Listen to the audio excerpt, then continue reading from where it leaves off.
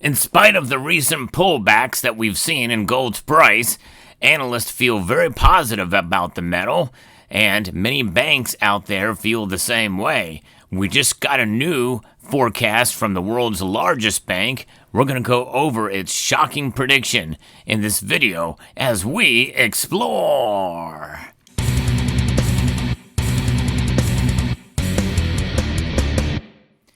When I tell you the name of this big bank, you're likely to dismiss this forecast because of what they have been caught doing red-handed.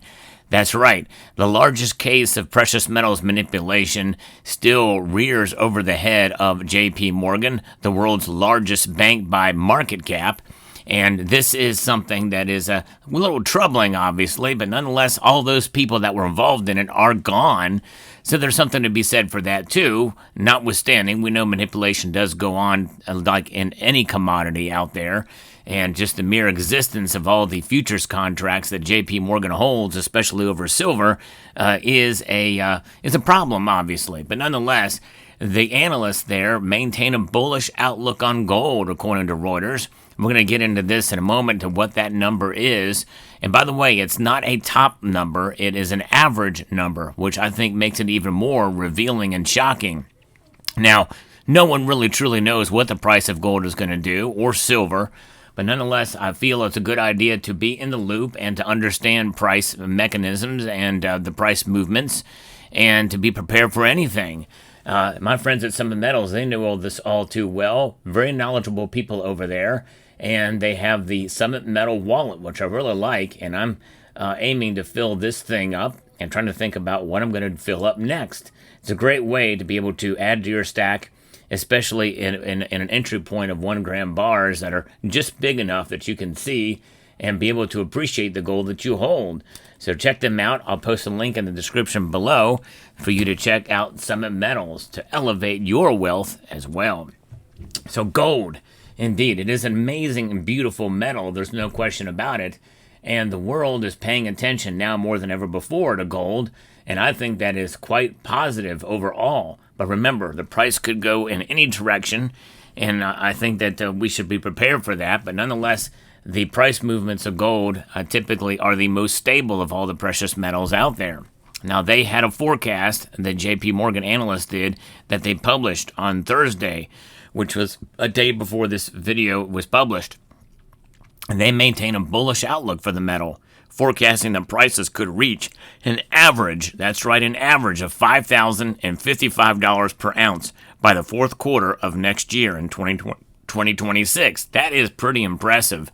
That's the average. In other words, we very well could see gold prices rise up to $5,500 or maybe even $6,000 by then. But that might be the top.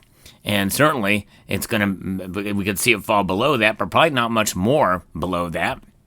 The forecast is based on demand assumptions that see investor demand and central bank buying averaging around 566 tons a quarter in 2026, the bank said in a note. Think about that. We're not just talking about institutional buyers, which are central banks and other large institutions, but retail as well. Remember, India, China, big buyers of gold in those countries. But we're seeing more in central banks in other countries like Eastern Europe buy, but also individuals are buying gold. And we're seeing that happen in nations like Japan and the United States. Big, long lines are forming in major dealers in Singapore as well, buying gold, specifically gold. Gold remains our highest conviction long for the year, and we see further upside as the market enters a Fed rate-cutting cycle, according to Natasha Kanava, head of global commodity strategy at JP Morgan.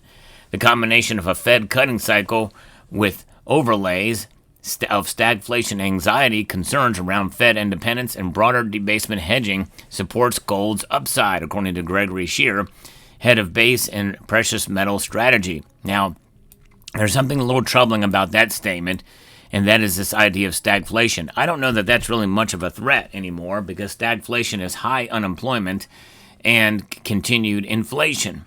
And so far, inflation, though it is there, it is still above the 2% target for the Fed. It is not out of control completely. In other words, it's not above 3% right now. And also, the employment situation is stabilized at the most and likely will probably increase here in the United States, which is the world's largest economy, as we're seeing more jobs come in to more companies coming into the United States, which are going to be hiring more. And even if there's a slight shift and transition from tariffs, in other words, there are some companies in the United States that will be hurt by tariffs and they could lay off some employees. But I think the offset will be much greater once more companies come into the United States to avoid tariffs. But on the dollar, the banknote that is the rally is not a de-dollarization or not a debasement story, but it is most likely a dollar diversification story. So that's their view on the dollar, highlighting that foreign holders of U.S. assets are gradually redirecting small allocations into gold. Well, I tell you, every time somebody buys gold and holds their wealth in gold, in a sense, that is de-dollarization, whether you like it or not. And that is a continued problem. And I think that is also meaning that those dollars are going to be sent back here to the United States eventually, as more foreign exchange assets are being depleted, therefore causing that inflation from money that was printed years ago, maybe even back as far as the Obama administration. See, that's why we didn't see massive inflation at the time, because most of those dollars went overseas. But nonetheless, inflation can rear its ugly head even a decade or two later. That's kind of interesting how that works, isn't it?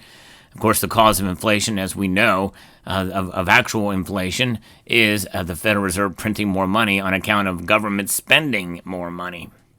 JP Morgan analysts also highlighted the recent market consolidation is healthy. Of course it is. We saw this dip. This pullback reflects the market digesting the rapid price gains that we've seen since August, according to Caneva. It's normal if you're paralyzed with fear because the price moves so fast. It's just a very clean story. You have lots of buyers and you have no sellers, she said. And that's true. And, that's the thing. We should not be buying out of fear, nor selling out of fear either, our gold. We should hold on to it and just maintain a healthy position and try to time your purchases and understand the market dynamics that are into play. A missed opportunity is okay if you have a healthy position in gold already. But really, what is a healthy position in gold? Is it 1 ounce? Is it a half ounce? Is it 100 ounces? Each person is going to be different there. She also iterated that a long-term target of $6,000 an ounce by 2028, stressing that gold should be viewed on a multi-year horizon. And that is doable by 2028, especially at the rate things are going now, but we really don't know. We could see central banks sell back some of their gold, and even if one large central bank sells back a fairly healthy portion, it could cause others to do the same. We have seen that before too, therefore plunging prices of gold, and that is a possibility we have to think about as well. We saw spot gold achieve multiple record highs this year, and that latest peak hit at $4,381 or so, and that marked a significant year-to-date gain of nearly 57% and set the stage for strongest annual performance since 1979. So that's what we're looking at, reflecting upon with gold here, and what JP Morgan thinks about it, And you think about these analysts, what they're saying about gold, they do want to be right. They don't get into this to try to be wrong. It doesn't mean they will be right. But the market conditions certainly do still seem to be very bullish for gold, and I think silver too, in the long run. There's different reasons why each of these metals moves in the way that they do.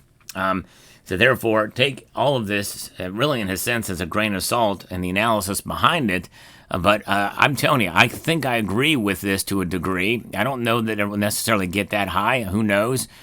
Usually I do a year end predictions towards the end of the previous year or the beginning of that year, and I will be giving you my thoughts on it. But no matter who gives you a price prediction, remember it is something that you should just take and digest. But nonetheless, you should not base your purchasing based off of what I or anybody else says about gold. You should do your own due diligence and research to find out if it's right for you, and decide accordingly. However, history is a strong guide for gold as being a wealth preserver over the long course of time. And right now it is performing much more like a great investment rather than a hedge. And this is unusual. Certainly, this bull run that we've seen on gold is unusual, but it appears that through 2028, at least, according to this analyst here, that we're going to see gold continue to climb up in price, maybe even outperform the dollar, the dollar's devaluation. We'll see. Let me know what your thoughts are in the comment section down below. Hope you found this video informative, insightful, and educational. Would like to extend a multitude of gratitude to each and every one of you for taking the time to watch, and encourage you to please rate, share, comment, and subscribe.